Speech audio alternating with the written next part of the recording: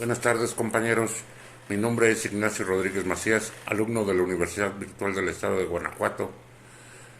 Este es el módulo correspondiente a Derechos Humanos en el ámbito internacional y la actividad integradora es el reto 5. ¿Cuál es la responsabilidad del Estado mexicano?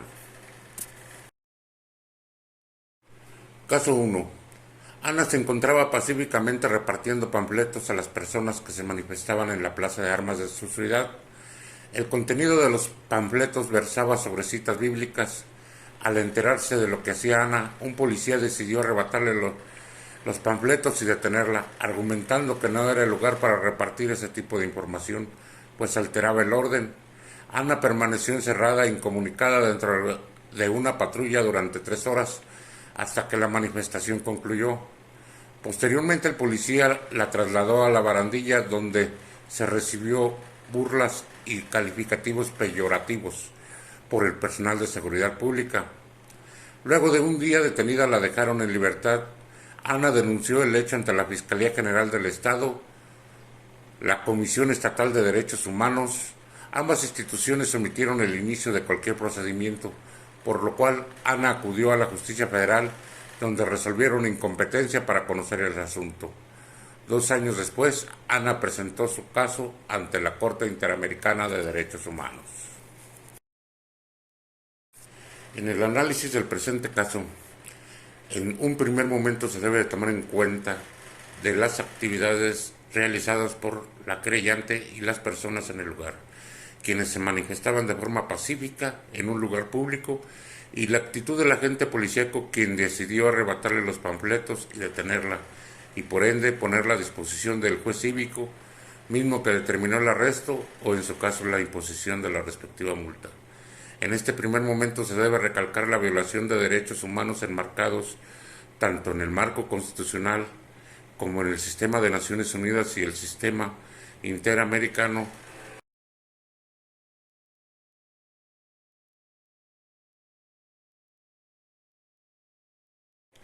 El derecho a la libertad personal, mismo que protege a la persona contra detenciones o cualquier otra medida ilegal o arbitraria que restringa su autonomía física.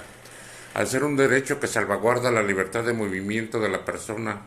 protege al ser humano en contra de todos aquellos actos que sin fundamento legal y de forma caprichosa la transgreden. Derecho salvaguardado en el marco constitucional, para el presente caso en el artículo 21, párrafo cuarto, en razón de catalogarse como falta administrativa, en concordancia con los artículos 3, 5 y 9 de la Declaración Universal de Derechos Humanos, 7 y 9, 10 del Pacto Internacional de los Derechos Civiles y Políticos, mientras que la Convención Americana sobre los Derechos Humanos lo garantiza en sus numerales. Artículo 5, derecho a la integridad personal. En su segundo punto, nadie debe ser sometido a torturas, ni penas o tratos crueles, inhumanos o degradantes. Toda persona privada de la libertad será tratada con el respeto debido a la dignidad inherente al ser humano. El artículo 7, derecho a la libertad personal. En su punto número 1, toda persona tiene derecho a la libertad y a la seguridad personales. Y en su punto número 3, nadie puede ser sometido a detención o encarcelamientos arbitrarios. Aparte de ello, la libertad de expresión, pensamiento y culto, garantizados de antemano tanto en la Declaración Universal de los Derechos Humanos, en sus artículos 18, en el Pacto Internacional de Derechos Civiles Políticos, en sus numerales 18 y 19, la Convención Americana sobre Derechos Humanos lo garantiza en sus numerales 12 y 13, al contener el primero de ellos la libertad de conciencia y de religión, previendo la libertad de profesar y divulgar su religión o sus creencias individuales o colectivamente, tanto en público como en privado, mientras que el numeral 13 garantiza la libertad de pensamiento y de expresión, que incluye la libertad de buscar, recibir y difundir información e ideas de toda índole, ya sea oralmente, por escrito o en forma impresa o artística.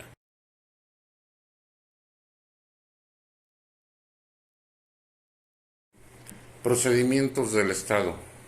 Dicho hecho fue denunciado ante la Fiscalía General del Estado, la Comisión Estatal de Derechos Humanos, ambas instituciones omitieron el inicio de cualquier procedimiento, ante lo cual Ana acudió a la Justicia Federal, donde se resolvió incompetencia, razón de lo cual, de conformidad con el artículo 46 de la Convención Americana sobre los Derechos Humanos, que prevé para tales casos que una petición o comunicación sea conforme a lo siguiente: que se haya interpuesto o agotado los recursos de jurisdicción interna conforme a los principios del derecho internacional generalmente reconocidos. Sin embargo, dichas disposiciones no se aplicarán cuando no se haya permitido al presunto lesionado en sus derechos el acceso a los recursos de la jurisdicción interna o haya sido impedido de agotarlos, y cuando se haya retardado de forma injustificada en la decisión sobre los mencionados recursos. ¿Consideras que existe responsabilidad por parte del Estado mexicano? En base a lo anterior, se establece la violación a los derechos humanos contenidos en el marco constitucional del Estado y los establecidos a nivel internacional y regional, donde destaca la responsabilidad del Estado para garantizar el acceso a la justicia, el cual constituye la última frontera donde las y los ciudadanos perciben si sus derechos son efectivamente respetados y garantizados mediante un acceso efectivo a la misma. Al encontrarse contenido en convenios y tratados firmados por el Estado, ya sea en la Declaración Universal de los Derechos Humanos, en su artículo 8, en la Convención Americana sobre Derechos Humanos, en su artículo 8, referente a las garantías judiciales, y en el artículo 25 sobre la protección judicial.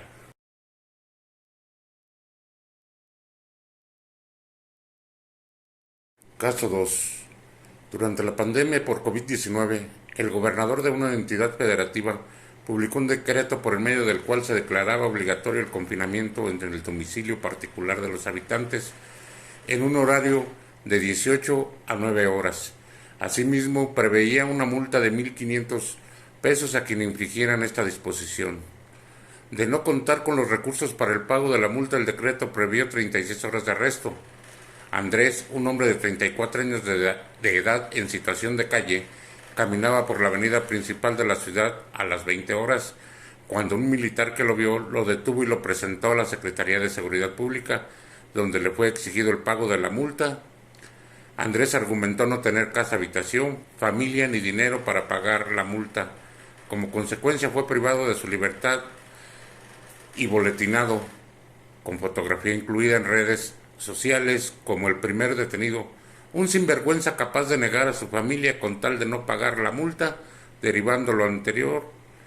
fue localizado por una sociedad civil a través del cual se planteó su caso en jurisdicción militar y ordinaria hasta ponerse en conocimiento de la Corte Internacional de Derechos Humanos. Como primer punto a observarse es de destacar que el derecho a la libertad, al libre tránsito y tráfico, señalados tanto en la Constitución Federal como en las locales, constituye parte de los derechos humanos reconocidos por el Estado mexicano, por lo que, conforme a lo dispuesto en la Constitución Federal en su numeral 29, únicamente en casos de invasión, perturbación grave de la paz pública o de cualquier otro que ponga a la sociedad en grave peligro o conflicto, corresponderá al Ejecutivo Federal, con aprobación del Congreso de la Unión o de la Comisión Permanente, restringir o suspender en todo el país o en un lugar determinado el ejercicio de los derechos y las garantías que fueran obstáculo para hacer frente rápida y fácilmente a la situación. Por otro lado, corresponde de forma particular a los ayuntamientos, en atención a la autonomía de los mismos, sustentada en el artículo 115 constitucional, la firma de convenios con el Ejecutivo Estatal para la modificación o acatamiento de los bandos de policía y buen gobierno. Ahora bien, en cuanto al fondo del presente cuestionamiento, es de destacar el contenido de la Declaración Universal de los Derechos Humanos, en su artículo número 12 y del Pacto Internacional de Derechos Civiles y Políticos en su artículo 17, que manifiestan que nadie podrá ser objeto de injerencias arbitrarias en su vida privada, su familia, su domicilio o su correspondencia, ni de ataques a su honra o reputación. Toda persona tiene derecho a la protección de la ley contra tales injerencias, ataques, existiendo únicamente como restricción el respeto a los derechos o a la reputación de los demás. Por lo que, de conformidad con los artículos 44 y 46 de la Convención Interamericana de Derechos Humanos, cualquier persona, grupo de personas o entidad no gubernamental legalmente reconocida en uno o más estados miembros de la organización pueden presentar a la Comisión peticiones que contengan denuncias o quejas de violación a la Convención por un estado parte, sobre todo cuando haya retardo justificado en las decisiones sobre los mencionados recursos o no se haya permitido al presunto lesionado en sus derechos el acceso a los mismos. ¿Consideras que existe responsabilidad por parte del Estado mexicano?